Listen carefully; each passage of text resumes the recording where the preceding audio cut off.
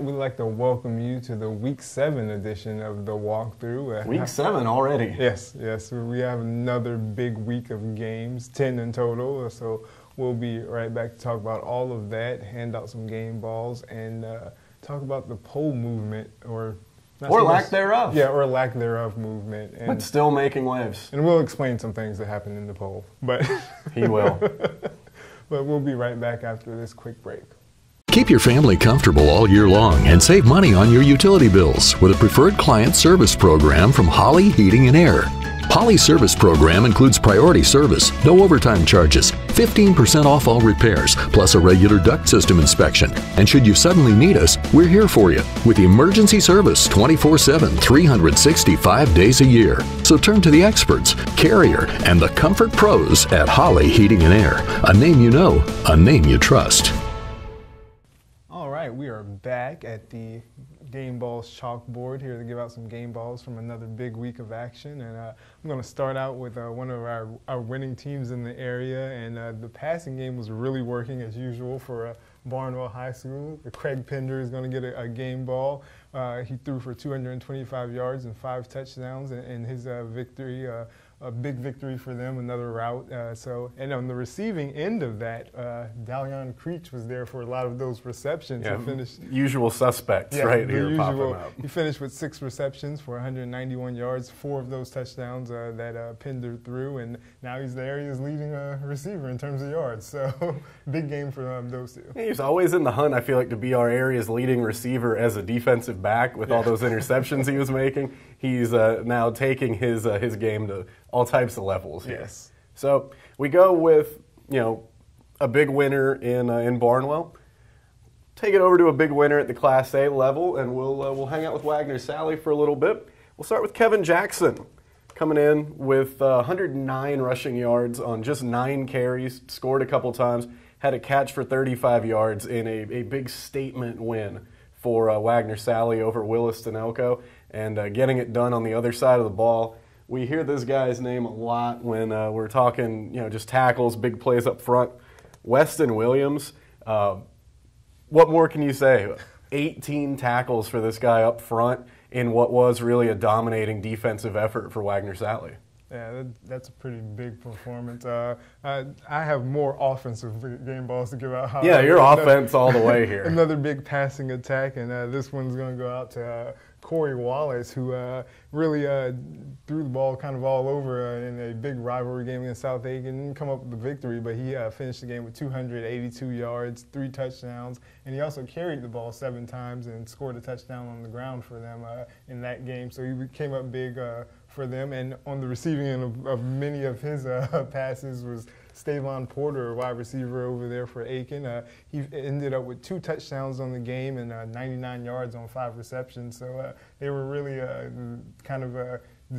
they were the guys who got them back into that game and kind of held them in there for a little while and even had them in the lead. Yeah, big games from those guys. I mean, we're used to that kind of thing, but it always means a little bit more when it's against South Aiken. Yeah. Didn't result in the win, but they stepped up in a way that, Aiken players have always done against South Aiken. So big games from them. We'll take this one over to North Augusta now. We'll keep it in Region 5 4A, and we'll start at the quarterback position with Tanner White. Big game for him. We're talking about just 290 yards of offense, and he ends up with 4 touchdowns, all of them on the ground. It ends up being in a loss, but that's a big reason why North Augusta had a big lead there in the second half, and helping him out in that was running back Jakari Buxton. We've seen some big outings from him this season. Another big one Friday night. He goes for 152 yards on 19 carries. Yeah, that's pretty big, and I have another running back that is going to make. I didn't leave you much room over there. We're gonna recreate the board a little bit and slide Craig Pender on up so we can make some room and sideways for DeAndre Pearson from Midland Valley. Went out and carried the ball 24 times for 223 yards and 2 touchdowns also in Midland Valley's loss. But they really relied on the run game this time as opposed to some of the past times where we've seen them go to the passing game more often. Yeah, a game there where they built a big lead there early, got ahead a couple scores, and Pearson a big part of that. And, it's kind of a theme here with some of these guys we're talking about. Their names come up every week. And DeAndre Pearson's a guy that we're seeing just put up huge numbers this season. Yeah. And a guy who we could see start to put up huge numbers this season, kind of a recent revelation over there at South Aiken, Travis Butler. He goes for 133 yards and a couple of touchdowns on 22 carries in that win over Aiken. And this is back-to-back big wins over him. South Aiken nearly had 3 guys go for 100-plus in that game. Niquel Ryan's just missed out on it. Jesse Sanders had a big game running the football. Travis Butler, he could be kind of their next go-to guy in the run game. Definitely. And we're going to come back and announce one of these players as the Chick-fil-A Player of the Week, actually, for Week 6. So that's big time. We may have a first-time winner. We may. It's between some quarterbacks. Yes, it's all quarterbacks as finalists. So we'll come back and hand it out to a quarterback and right after this break. I always ask myself, would I want me to represent me? Would I want a lawyer who is prepared, who is passionate, who is capable? And every day that we represent our clients, we're telling our clients that you can count on us to bring every skill, every ability, and all of our passion in representing your interests. That's what it means to count on Chandler. That means that you can count on us to fight for you. All right, and we're back, and we're going to start things out by congratulating Aiken High quarterback Corey Wallace for winning our Chick-fil-A Player of the Week award this week. Had a big game in the rivalry game against South Aiken, so he's taking home some Chick-fil-A gift cards. I feel like he's had a couple opportunities to come away with it already, so, breaking through here in Week 6. He got through this week, but moving right along to our poll discussion, and there's some explaining that's going to need to be done, mostly on my part this week. Yeah, bear with us here. This could get dicey. So we're going to start at Class A, where Wagner Sally stayed put at number 2, but they are receiving first place votes, 4 actually, after a big win over Williston combined with the Lamar loss to Gray Collegiate. So that gave some voters reason to believe that they may be the #1 team in the state. I thought that could be the case strictly from Wagner Sally's performance against Williston Elko. And that's, coupled with, the win over Blackville Hilda was a nice win. They go up to a 2A school and just blow them out. I mean, they've really rebounded from that Fox Creek game, and they've been playing well, and they've been winning big. Obviously, the Lamar loss, I think it was 22 points to Gray Collegiate. That, maybe said to some voters, whoa, wait a minute here. So, 4 out of the 14 go to Wagner Sally. Lakeview gets got one as well, right? And then 9 for Lamar. But finally, we've got it. We've got an area team getting a first place vote. Yeah, in order to be transparent, I do have to say I was real close to giving Wagner a first place vote, but I stuck with Lamar. However, we'll see how the region shakes out here. Wagner will have a couple of chances here down the stretch. And elsewhere in the poll, Ridge Spring Monetta comes in at number 5. And unbelievable what happened here, too. They dropped a spot. However, I have to take part of the blame in that as well. For the entire season, I have had Ridge Spring in front of Wagner Sally in the poll. And I believe me flip-flopping them may have cost them some ground, even after a win. But they're still in there at number 5, still one of the top teams. Still in there at number 5. Big game this week against Blackville Hilda. So they've got things that they're certainly more concerned about than where you put them in the poll. They are focused over there. I do believe so. So we'll see how that shakes out, and they're another team in that strong region that will have chances to prove some other things. But one of our teams that's also been staying put at number 2 is Barnwell. They're still number 2. Abbeville's still number 1. I don't know what else to say about that. So moving right along to 3A. Yeah, well, I mean, I feel like we could have just recorded something 3-4 weeks ago that just said, "Hey, Abbeville's won," and they still aren't giving Barnwell any love, and we could have just replayed that over and pretty over much. again. Yeah. So we'll see if area program Fox Creek can give Barnwell some help this week. Maybe that would be a big boost. That would be, so to speak. But in Class 3A, Strom Thurmond's still in there at number 7 after a big win over Edisto, the region victory to open region play. Yeah, So Fire Ants couldn't slow them down. the Fire Ants could not. They defeated Edisto and the Fire Ants, or they outlasted the Fire Ants, I guess you could say. I don't know if anyone ever truly defeats the Fire Ants. But that's all we have for our poll talk. And now we're going to get into the exciting stuff, the actual games for this week. And Another full schedule. another one. We're in this stretch here where we've got 9 or 10 games every week. And last week we were at a 4A game of the week, and this week we're down at Class A level for Wallace and Elko HKT, a traditional game that we kind of quite often have as game of the week. Traditionally a big rivalry type game. But coming into this year, it's kind of different, so to speak. Well, it is because we've talked about this game in the past as, having potential, region championship ramifications. We're at a point now where Williston Elko's lost 2 in region.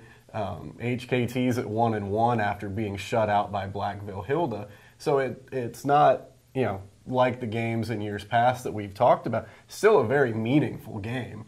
And it's an HKT team that did graduate a lot of guys, but it's an HKT program that we know is always loaded with just big-time athletes and guys that you can't let get in space. Definitely. So we're expecting to see a lot of good things from them, and also Wallace and Elko, as we know, have some big time athletes. Well, missing some pieces too. Well, there were some injuries that were suffered in the Wagner-Sally game this past week. Keyshawn Toney re-aggravates an ankle injury that really has just not left him alone for a good bit of time now. He left that one on crutches. We'll just kind of see what his status is, but I think they're prepared to play without him for a little while if they have to.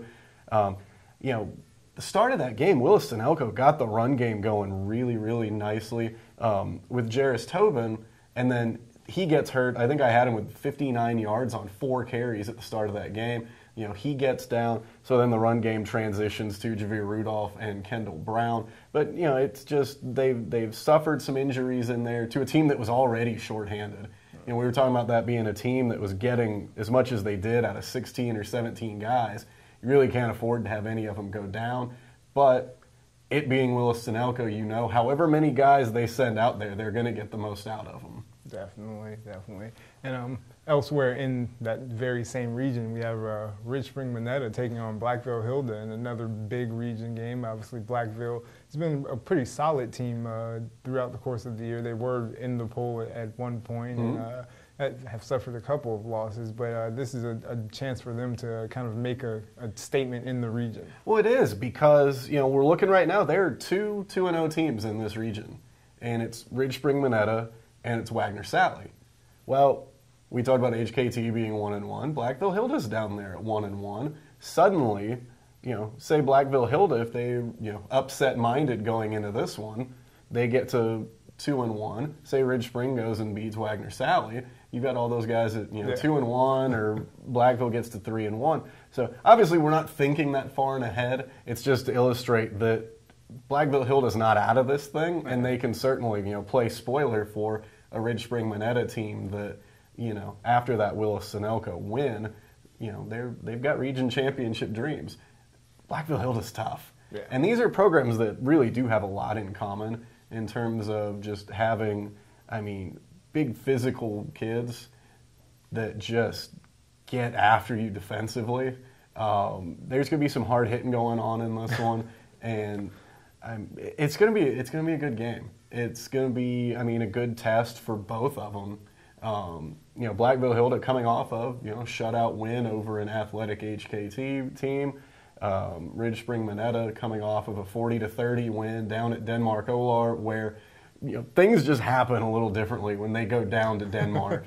That game tends to play out a little easier at home. They went down there, had a pick 6, I believe, had a kickoff return for a touchdown, went against them. Everything. But blocked 2 punts and fell on both of those for touchdowns. So Over at Ridge Spring Monetta, what they're worried about is just going 1-0 every week, and that was a different way of doing it, but it achieved their end goal. So obviously trying to sort of fix some of those things.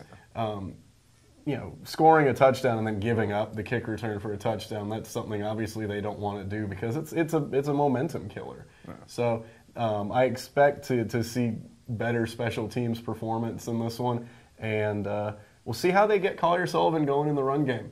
Our player of the week from last week, big time player. Yeah. We'll see, and they love to get that run game going. Well, elsewhere in Class A, obviously Wagner Sally's coming off of a huge victory, as you spoke about. Put up a lot of points, and we could very well see them put up a lot of points again this week against North. This is, I don't want to say a test of their focus, but it really is. Just coming off of a win like that. Willie Fox told his guys on Monday, I know you guys enjoyed that over the weekend, but we're back to business type thing. Now, North is a program that it's a numbers game for them. They've had athletes in the past. They have athletes now. Usually it's just a matter of not having enough guys. Yeah. There have been games I've seen them play where you've got your 11 guys on the field and you look across at that sideline and they've got 3 kids standing there. They've got more this year. The roster that was sent over to Willie Fox has 24 guys on it, I believe is what I was told. And they're spreading the ball out. They're going, getting some trips out there and getting it to guys in space. So you got to take that away. Wagner Sally's been really good at taking away what the other team likes to do. Pretty much. And they've had kind of a taste of everything going against all kinds of offenses. Right. They just come away from a team that, it had a 300-yard passing game in Willis-Sunoco, and they barely broke 50. Yeah. I mean, they like to make people play left-handed, and I expect they'll do that with North. Now, noteworthy from bringing up that this is a numbers game, this game actually wasn't played last year. It was a forfeit win for Wagner Sally. Glad to say that, as of now, there are no talks of that happening. So, definitely happy to hear that for the North program. Definitely. And moving on up to the Class 2A level, Barnwell continues to roll. It did last week. Roll horses. I mean, it's in their name for a reason. It's what they're doing. And this week they have a region contest against Whale Branch, who kind of, when we were speaking Tell us all about Blackville, Whale Branch. Let's. I don't know all about them, but they were receiving votes in the poll, and they got off to a pretty decent start. But I think this might be an interesting test for the Barnwell defense. They as a team, they've run for almost 1,500 yards, and Irving Mulligan, I don't know how I almost forgot that. You didn't need a mulligan on that one. You got it first try. He has about half of that himself, so he's a big threat for them out there. So I think they'll get tested in the run game, but I think they've shown that they can slow that down against teams like Silver Bluff. So we'll see if this is a different kind of approach from Whale Branch. I think it will have to be. We'll see what they do that might be a little different. It'll have to be something different because Barnwell's been pretty stout defensively. Yeah, they have been. And on the flip side of that, I would say Whale Branch has a tall task, but that's known. And I don't really know if anyone that they're going to see up until Bamberg is going to be able to slow down that pass game. Well, it's the variety. Or the run game. It's the variety. It's how well they can just flip the switch if they have to. Yeah. And go from, spreading it out, throwing it all over the place with as efficient of a quarterback as you're going to find, to just hang on, wishbone, gone. It's incredible that they're able to do that, even within one game. So I don't know how you game plan for them defensively, because you know that they can do pretty much anything. Yeah, it's pretty much a situation where you're game planning for everything and hoping something else doesn't. And it's hard to cram all that into a week. Definitely. But elsewhere, you have Silver Bluff with a big one against Batesburg, Leesville. teams looking to get back on the right track, so to speak. Silver Bluff coming off of a loss where they were really kind of held in check offensively by Saluda. And that was the fastest game of the night, too. That thing went final so quick. You don't really expect to see Silver Bluff have those kind of offensive numbers, but at the same time, they didn't really allow Saluda to do much either. Right. Saluda came in with a strong offense, so it'll be interesting to see how they regroup and transition into another game with a team with some athletic kids and that can really do some different things. It's a Batesburg team that they took a tough one last week. Yeah. A couple of teams that are off to 0-1 starts in region play. I mean, we're getting into kind of must-win territory here. Yeah. I mean, they're treating them obviously as must-win the rest of the way, but in terms of us as outsiders, we're starting to think about where teams are going to fall in the region in terms of playoff seeding and all of that. You can't really afford to drop a couple. No.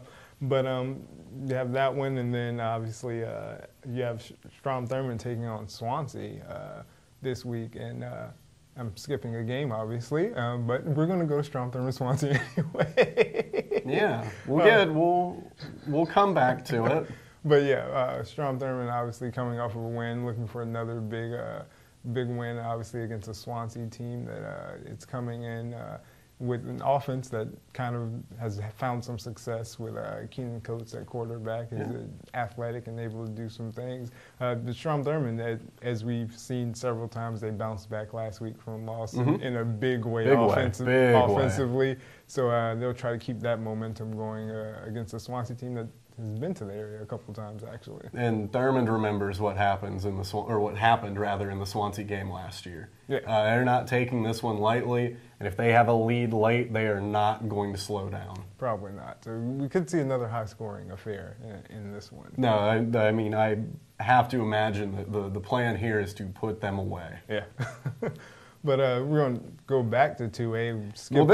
This one needs extra build-up because this is a chance for a big thing to happen for two area programs. That is true, and it's also a chance for teams in the area or fans in the area to see an Abbeville team that's pretty good and has shown that they're pretty good. Yes, that's the best way to put it. That's actually how they have it printed on the front of the media guide. It's Abbeville football, and then in quotes, pretty good.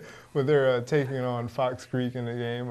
Actually, a day early again this week. Thursday night game. You had a couple of those from Fox Creek this year, but. Fox Creek looking to bounce back, and it's a tough team to try to bounce back against. It is. It is. You're talking about a unanimous #1 team in the state, defending state champion. It's Abbeville. Yeah. You don't need the kids at Fox Creek obviously are aware of the history. They're aware of the recent history. They're aware of all of that. So that part's tough. Yeah. What we look at for Fox Creek is they know they can move the football. They moved the football well in the loss last week to 96. Just had an issue of getting it into scoring position and not converting. Obviously, part of the game plan last week was got to match scores when 96 scored. That didn't happen. That obviously has to happen this week. But they're feeling confident about their offense. They can move the football. It's Abbeville. So it's their chance at Fox Creek, because obviously they're 0-1 in region to start out. It's their chance to pull the upset of the year, to do the unthinkable, to shock Region 2, 2A, and the rest of the state, while also moving Barnwell up to #1. Looking out for everyone. That's what I mean. That's why this one, clearly this is why you skipped the game to come back to it, is because this one, there's a double bonus here. Definitely. But that would be a huge upset. Let's just put it like that. Yeah, we'll see. Fox Creek, they'll move the football in that game. All right, and up at the 4A level, we're packed in 4A. Yeah, we have several region contests.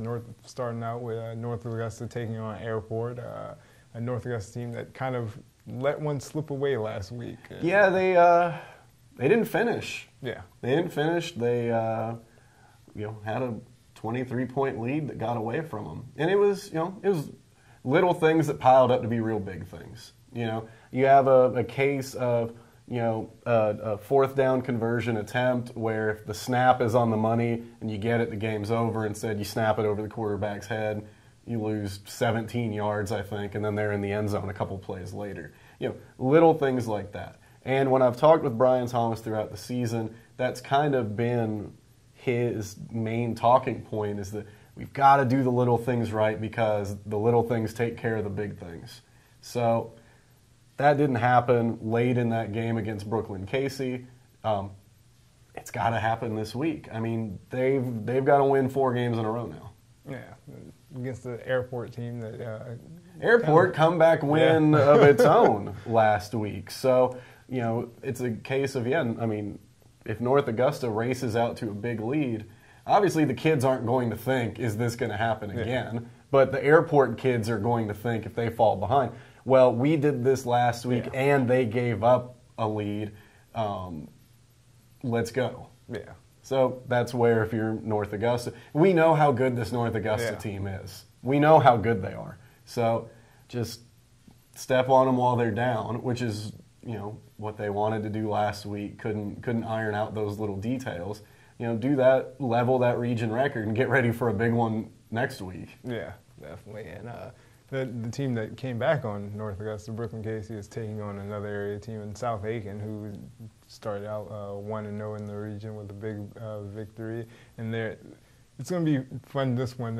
You have a good defense going up against Reach up here again. So there will be some similarities to the Aiken game for South Aiken, where they're playing a team that likes to spread it out and throw it all over the field. For South Aiken, it'll just be, playing defense the way that they play defense. Talking with Chris Hamilton, it sounded like they had some guys who maybe got out of system a little bit by trying to make their own big play, which that's uncharacteristic for South Aiken. Maybe it's just one of those things, though, that you get caught up in a rivalry game, so on and so forth.